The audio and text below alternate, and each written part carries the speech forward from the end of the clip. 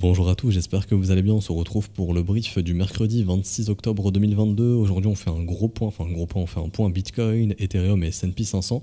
Enfin, retour de volatilité, donc on va pouvoir voir tout ça et techniquement et au niveau de l'order flow.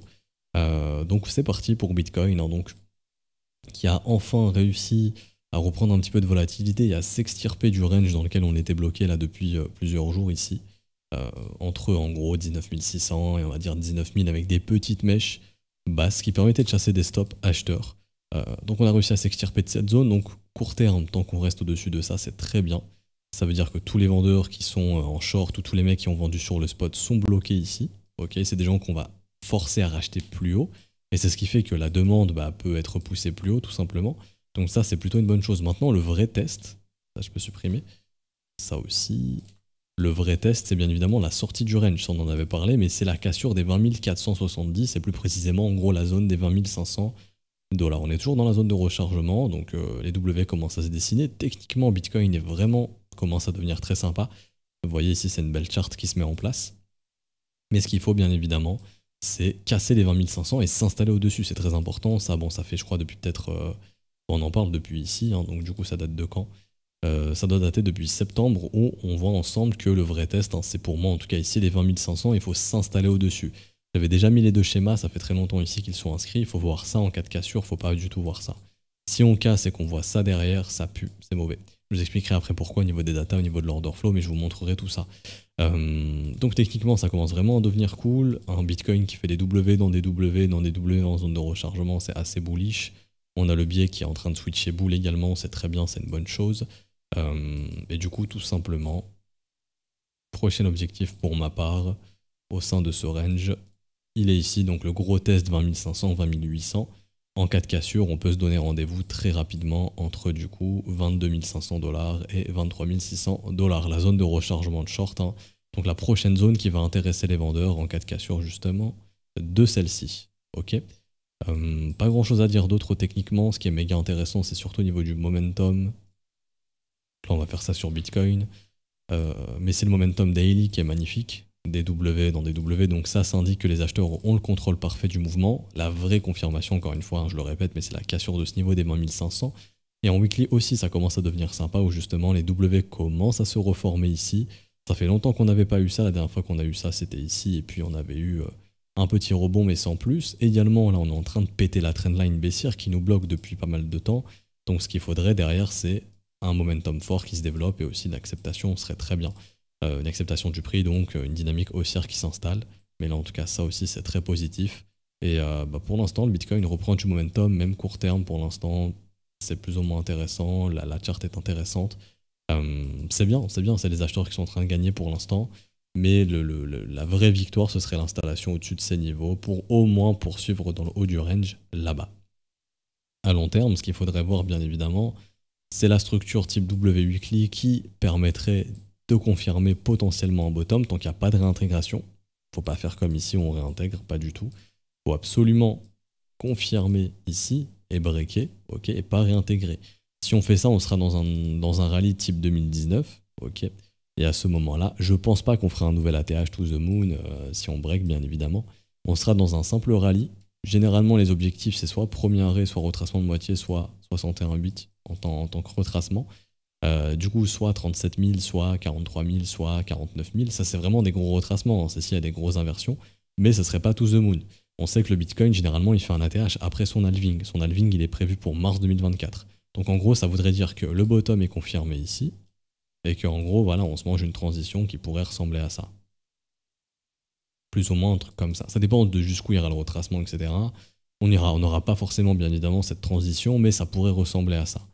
Et du coup, post-halving, à ce moment-là, ok, le Bitcoin qui reprend un cycle, qui va chercher des ATH, qui est vraiment très bullish, et voilà, une charte qui pourrait ressembler à ça. Mais en tout cas, ça pourrait augmenter drastiquement les probabilités qu'on ait bottom à 17 300 et que le Bitcoin n'ira pas chercher plus bas derrière. Possiblement, ok. Pour faire ça, également, il faudrait casser le premier arrêt, pour dire que ce marché a changé d'état, qu'il n'est plus dans une tendance baissière, enfin dans un mouvement tendanciel baissier. Je m'explique, mais là j'ai besoin d'avoir une charte clean. Hop. Mais en gros, pour faire simple, Le Bitcoin, en fait, il maintient son premier arrêt depuis qu'il est dans ce mouvement baissier. Je m'explique. Vous prenez votre Fibo, vous le mettez au top, vous le mettez à tous les bottoms. Donc par exemple, vous venez ici. Un replay, ça ne marchera pas parce que c'est un calcul que j'ai fait, mais bon, c'est pas grave. Vous venez ici, vous voyez 38,2 à EURUSD qui repasse les 1. Ok. Bon, on s'en fout, on verra ça plus tard. Mais par exemple, ici, vous prenez là le Bitcoin, vous prenez top, bottom, vous regardez à 38,2, tant qu'on casse pas, ça confirme qu'on est toujours dans un mouvement tendanciel baissier. L'objectif, c'est d'aller chercher plus bas. Ok, donc on a notre plus bas ici, notre rebond à 38,2, on le casse pas, objectif aller chercher plus bas, c'est ce qu'on fait.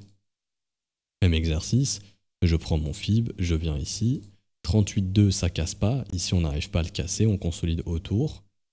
Objectif, rappelez-vous, c'est d'aller chercher plus bas. C'est ce qu'on appelle un mouvement tendanciel baissier. Et plus ou moins d'être 4 bounce. Donc un faux rebond pour aller chercher plus bas. On casse pas, donc on a le bottom ici. On casse pas, on rejette. Et on va chercher plus bas. Même exercice, je prends mon FIB, tac, tac, tac, tac, tac. On a un rebond, 38,2 il est tout là-haut. On n'y va pas, objectif, aller chercher plus bas. Le plus bas est ici. Maintenant, la question, c'est est-ce qu'on est en train de faire le W weekly? Si c'est le cas, ça voudrait dire qu'on a refusé d'aller plus bas. Et du coup, là, on est en train de former un petit bottom, petit W dans un plus gros W. Et le vrai test, et la question, ce sera, OK, est-ce que le Bitcoin, il arrivera à casser ici? Si le Bitcoin, il arrive à casser ici, tout comme ça a été le cas, et je vais vous montrer ça assez facilement, mais on prend le bear market précédent, je prends ici... Tac, tac, tac, mouvement baissier 38,2, est-ce qu'on arrive à le casser? Non, on rebondit dessus, bam, rejet immédiat, objectif, aller chercher plus bas. Bon, après on consolide, on va chercher plus bas. 38,2, est-ce que ça casse ici? Oui, là j'ai l'information qu'on n'est plus dans un mouvement tendanciel baissier, mais qu'on va rentrer dans un gros range. Ok, 38,2 ça casse, on passe d'un marché en tendance à un marché en range. Bon, et derrière, je prends aussi mon FIB du bottom jusqu'au top. Alors, est-ce que 38,2 ici ça casse? Non, donc objectif, aller plus haut. On va plus haut. On va tester ici quasiment les 38,2 avec cette mèche. On vient les tester. Ici, j'ai un premier dip. Est-ce que 38,2 il cède? Non, donc ce mouvement, il reste toujours tendanciellement haussier. Donc lui, tant qu'on tient 38,2, c'est d'aller plus haut. On casse les 38,2 d'ici. On va à 61,8. Rappelez-vous la règle aussi, généralement, quand 38,2 il cède, on va à 61,8. On y est venu avec une petite mèche, mais on y est venu quand même. Bon, en daily, on était venu, mais bon, en weekly, ça fait une mèche. Et derrière, on regarde 38,2. Ah, il cède ici, là il a cassé. Donc là on a la confirmation que notre Bitcoin, il est plus dans un mouvement tendanciel baissier d'ici à ici. Pourquoi? Parce qu'il a cassé ce premier arrêt là, et ici non plus puisqu'il a cassé le premier arrêt ici. Du coup il se passe quoi? Il se passe qu'on est dans un marché qui a trouvé un point bas ici, un point haut ici. C'était nos consolidations, on est revenu bas du range, bonne opportunité. Grosse transition jusqu'à l'halving du Bitcoin qui est arrivé ici en mai 2020. Et après, bon bah, le Bitcoin qui est devenu bullish et qui a fait son cycle haussier. Du coup, on fait la même chose, même expérience. Si jamais le W se forme ici et que le premier arrêt il cède, 61,8 devient un objectif réaliste, environ 48 000. Encore une fois, je vous dis pas qu'on va à 48 000, je vous montre en fait si on copie le cycle de 2019. Du coup, bah, ça ferait un truc comme ça. Et après, on aura confirmation de... Je ne pense pas qu'on fera un nouvel ATH si jamais tout ça, ça arrive. Du coup, on fera un truc similaire. Pas la même... le même développement de prix, mais on fera le même job, c'est-à-dire je prends mon FIB, je regarde jusqu'où il est mon top, s'il est ici, et que le Bitcoin cette fois-ci il tient 38,2, bon bah là on fera un truc comme ça, et le max du retracement ce sera ça en gros, on n'ira pas sous 38,2, et on repartira très vite, et donc on aura une transition beaucoup plus rapide. En gros ça voudrait dire que on va monter moins vite, on va monter plus lentement, ce sera moins agressif que ce qu'on a fait ici, et du coup on n'aura pas à se taper toute cette consolidation. Par contre, si ça monte très vite, ça accélère très vite, en l'espace de 2-3 mois, c'est plié. Bon, bah à ce moment-là, on est déjà en janvier-février 2023 et il faudra consolider jusqu'à au moins mars 2024 la halving du Bitcoin pour aller chercher l'ATH derrière. Parce que généralement, c'est comme ça que ça se passe. Mais par contre, si ça montre si on a un rallye haussier pendant de longs mois, que ça se fait doucement mais sûrement, que c'est pas très agressif, bah derrière, si 38,2 ça tient, on peut consolider jusqu'à l'halving et là, on part. Je peux pas du tout répondre. Hop. Et du coup, après, là, il y aurait l'accélération et après l'halving, on part. Par contre, il y a aussi le cas où, et justement pour ceux qui se disent non, mais on peut très bien faire la structure, pumper et après redescendre, oui, mais à ce moment-là, il ne faut surtout pas casser 38,2. Si on reste sous 38,2, c'est-à-dire que peu importe qu'on vienne le tester ou pas, hein, mais si le Bitcoin, admettons, il fait ça, tac, tac, tac, et puis là, il faiblit. Là, oui, il y a des chances qu'ici, on puisse aller plus bas. Il y a de grandes chances même.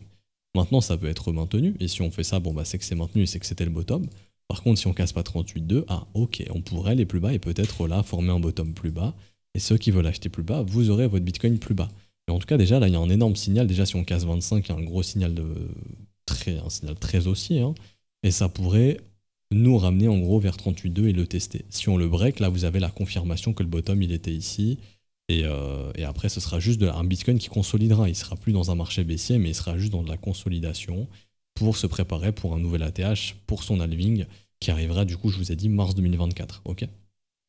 Tout simplement. J'ai fini pour l'analyse Bitcoin, j'ai pas grand chose d'autre à dire. Bon, là, c'était plutôt de la cyclicité de marché pour revenir là-dessus. Oui, aussi également, on avait vu hier, on est toujours dans la possibilité de ce fractal baissier. Donc là, je vous remontre, mais en gros, on peut toujours être dans la même situation, malheureusement, que octobre 2018, c'est-à-dire, en gros, là, je vous montre, mais on est dans la période chasse au stop, et si jamais le Bitcoin il fait ça, bon, bah, ça augmenterait les chances qu'on soit dans ce fractal et que derrière, il arrive ça, possiblement. Ok ? Par contre, on a parlé de l'invalidation. Hein. La première invalidation, c'est de s'installer au-dessus de ce niveau. Et ensuite, c'est de revenir dans le haut du range. Et là, bon, bah, si on break out, on a complètement invalidé. Mais déjà, pour invalider ce fractal, si on s'installe au-dessus de 20 500, il y a de grandes chances que ce fractal soit invalidé. Et que du coup, on ne soit plus dans un scénario similaire à octobre 2018. Ok ? Ça, c'était pour revenir dessus. On avait parlé des invalidations, mais je tiens à les rappeler aujourd'hui. Pour revenir rapidement au niveau de l'order flow, je ne sais pas si les datas sont vraies, je pense que oui. Peut-être que FTX recommunique les vraies liquidations, mais en tout cas, il y a eu des gros pics de liquidation sur FTX qui sont énormes. Donc il y a des gens qui se sont fait liquider, qui ont perdu beaucoup d'argent. On est à plus de 200 millions de dollars, voire peut-être 300 millions en termes de liquidation, c'est énorme. Là, à court terme, tout à l'heure, je montrais aux élèves, mais on a vu une absorption qui a été faite ici, ça on le voit grâce au CVD, donc les 20 000 qui sont rachetés. Donc ça soutient beaucoup les 20 000 dollars. Bon, après, il faudrait aller voir avec Trading Light au niveau de la heatmap, etc. sur les exchanges. Mais bon, là, juste avec le CVD, on permet de le voir sur Binance Perp. Et aussi, ce qu'il faut faire attention, c'est que sur le mouvement haussier, il y a eu une grosse hausse d'open interest. Ce qui est bien, c'est que ça s'est fait dans le déni parce que le funding a poussé au sud. Donc ça veut dire que ce mouvement, il a été plus agressif sur le marché spot que sur le perp. Donc là, il y a des vrais acheteurs sur le spot qui ont acheté hier. On n'oublie pas aussi que hier, il y a eu 1 milliard de Tether imprimés. Bizarrement, après ces 1 milliard d'imprimés, il y a eu une grosse poussée. Je dis pas que c'est théorie du complot, on imprime du Tether pour faire pumper le Bitcoin. Hein. Si Tether est vraiment legit, pour imprimer du Tether, il faut que des institutions donnent de l'argent à Tether, que Tether le mette en banque, le back, et qu'ensuite il donne. En gros, c'est simple.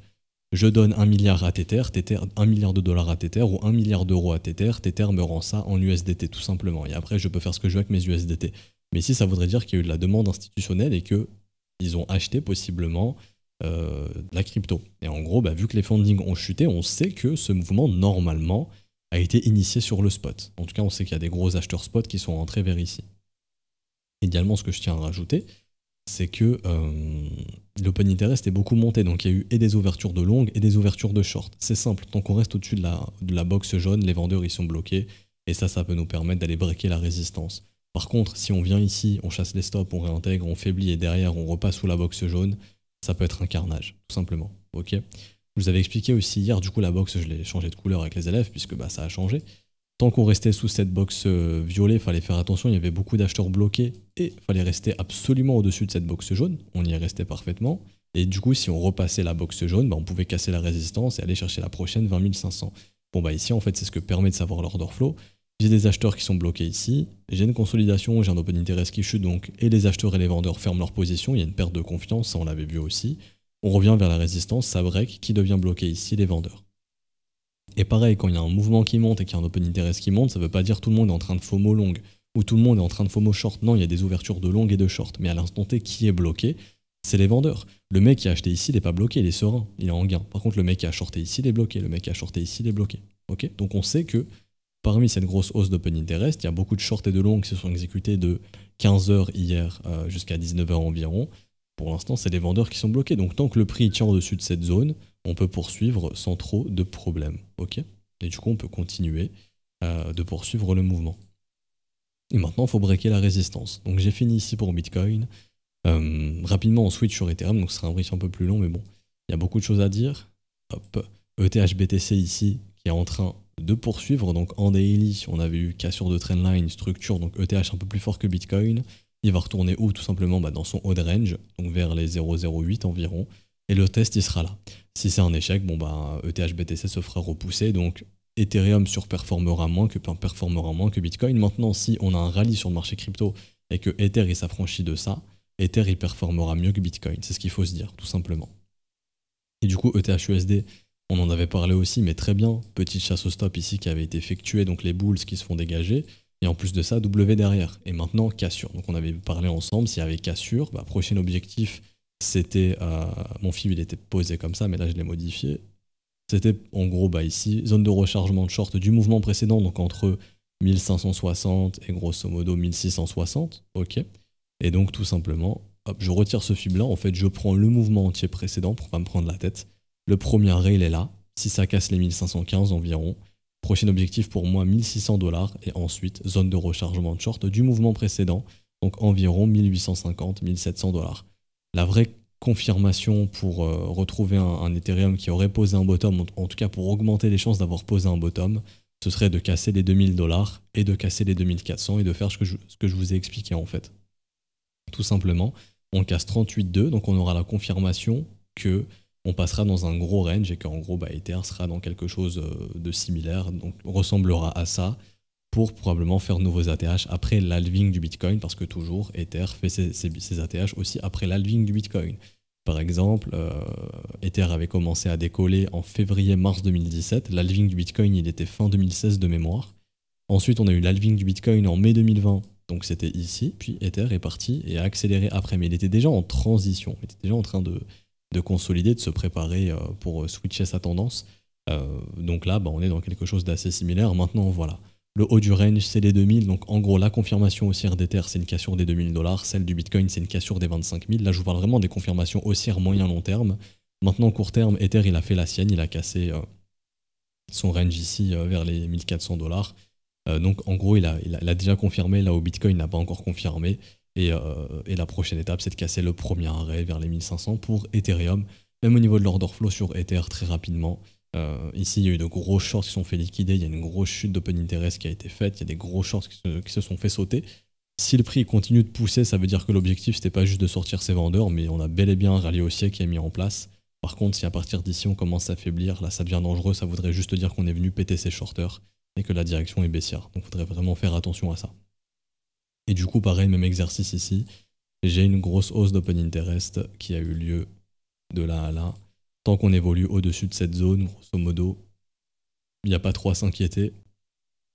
Les vendeurs sont bloqués. Donc les vendeurs sont majoritairement bloqués pour l'instant. Pas trop de problèmes ici sur Ethereum. Par contre, si ça se met à faiblir depuis une grosse liquidation, il faut vraiment faire attention. Et pour finir, du coup, j'ai une alerte sur le dollar index, du coup, c'est qui fait des petits trucs intéressants. Enfin, sur Euro USD. Où est-ce qu'il est le dollar index? Ah non, c'est pas la bonne charte. Ça va être ici. Voilà, ça on peut fermer. Donc le dollar index, on en avait parlé, mais si ce gros M se forme, on aura donc un potentiel signe de top. Ça commence vraiment ici à affaiblir le dollar. Et donc ici, bon, bah, on aura aussi possiblement des confirmations de divergence baissière. Si Williams sort d'état d'enfoncement, on aura vraiment des signaux comme quoi ce rallye commence à faiblir drastiquement et qu'un retracement est nécessaire et qu'on va rentrer probablement dans un gros range sur le dollar index. C'est-à-dire qu'en gros, il aura posé un top ici et on aura trouvé notre haut de range et on ira trouver un bas de range pour une transition, soit pour un vrai retournement de marché et un dollar qui rechutera pour les prochains mois, soit une grosse consolidation pour poursuivre au nord dans les prochains mois. Mais en tout cas, là, il y a des chances, parce qu'en fait, le mois prochain, on a la dernière hausse des taux, donc techniquement, le marché a déjà pricé ça, donc ça pourrait permettre au dollar de souffler un petit peu. Donc un dollar qui reprend, enfin qui repère un peu de valeur. Du coup, la liquidité qui sort du cash et qui se dirige dans les assets à risque. En tout cas, c'est bullish de voir un dollar index, possiblement, faire ce genre de structure type M comme ça. Ça pourrait vraiment être bullish pour les assets à risque, hein, tout simplement.